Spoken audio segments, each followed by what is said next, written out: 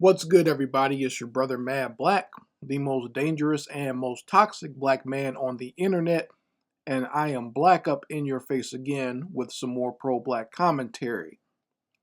So, as I stated before, when I've talked about this female here, I wanted to do a follow-up on the case of Courtney Clenney.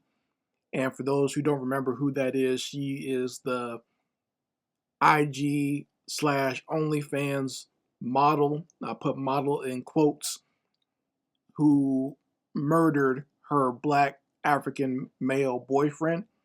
So, living in Miami, Courtney Clenney and her boyfriend were living in this apartment in Miami, and they got into an argument, and she wound up stabbing him, and he wound up dying later on, and Courtney was charged with a crime.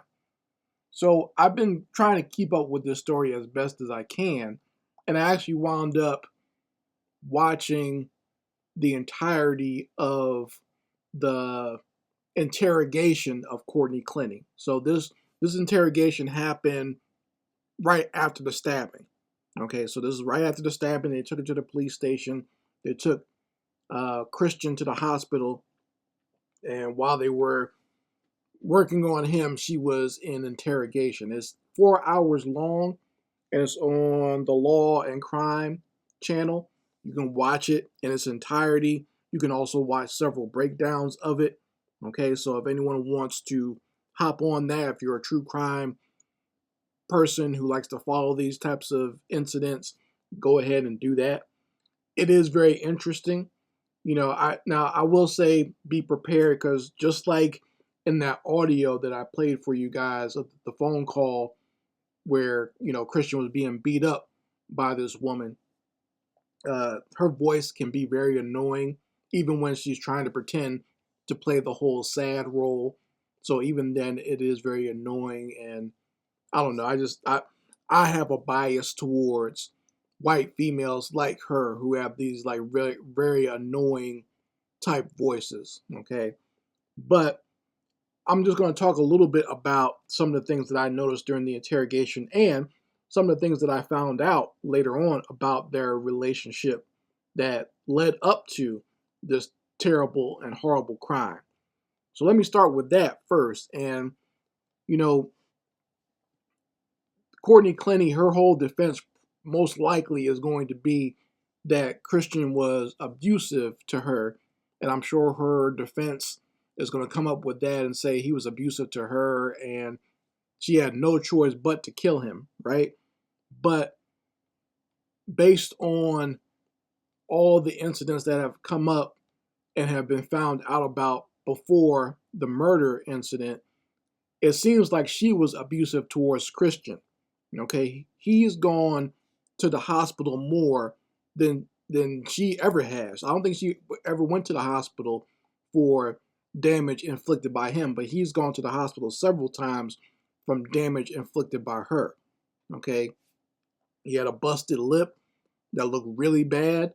I heard someone talk about that, but when I saw it, I was like, wow, that's terrible. He had to get stitches on his lip because his lip was severely split.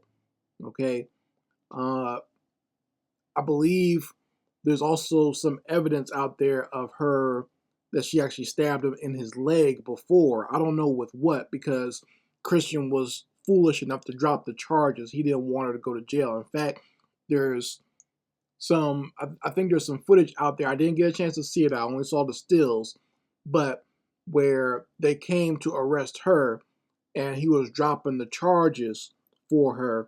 And also they said like he was crying and pleading with the police to drop the charges on her. And once again, I talked about this in my other video on this subject and how black males, how they act around non-black women. Like the non-black woman can do no wrong, even when she's done you physical injury, or she says some things that are extremely mean to you or hurtful or just downright racist and rude. These black males will make all types of excuses for these females. And we all know, because my very first story about the whole thing, Christian was found to be one of these black African males who got online often and talked bad about not just black women, but the entire black community. He was very disparaging towards black Americans and, talked about how ghetto they were and how rude they were and how, disgusting they were.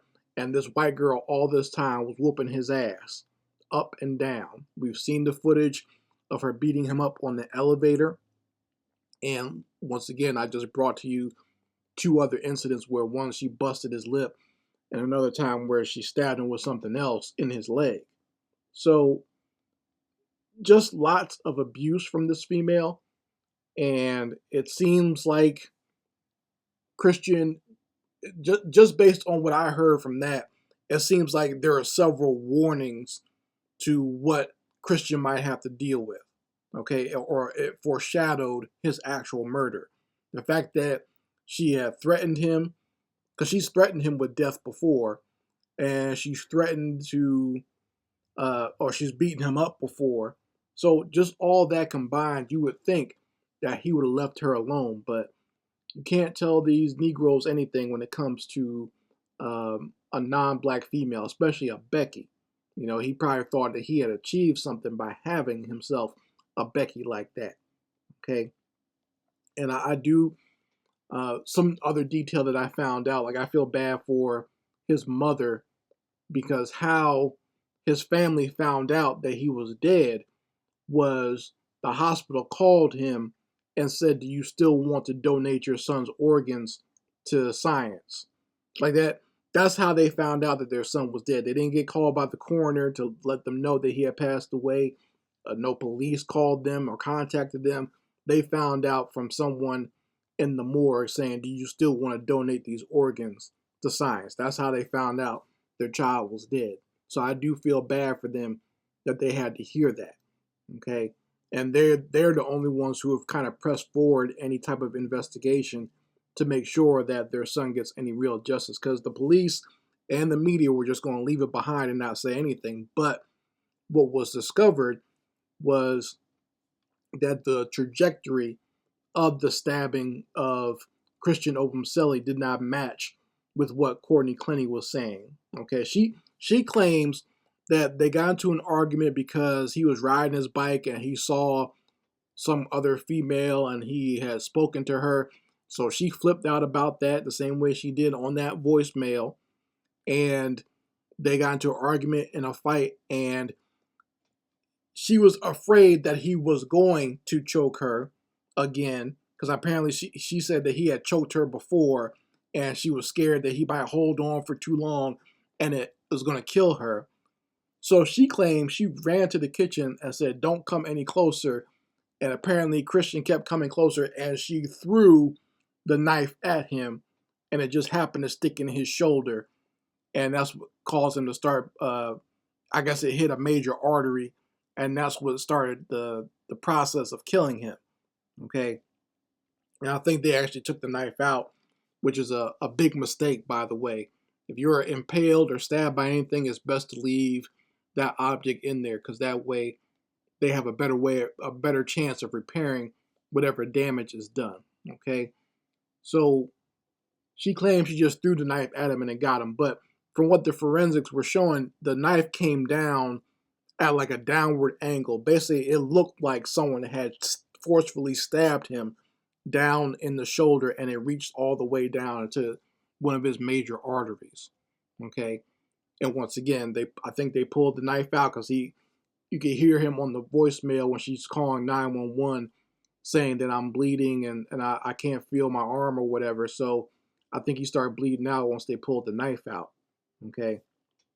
And so during her actual interrogation, I'm not going to go through the whole thing, but I'll give you this little tidbit. And if there is any type of defense that she can mount to get off for killing this young man, it is the fact that the way the police interrogated her, this is not any type of out of the ordinary questioning, but they were very deceitful towards her to keep her from having a lawyer during her questioning. Okay. And what I mean by that is I think Christian, this is just my opinion, I think Christian probably passed away either on the way to the hospital or they pronounced him dead as soon as he got there. However, when they had Courtney in the interrogation room for questioning, they kept,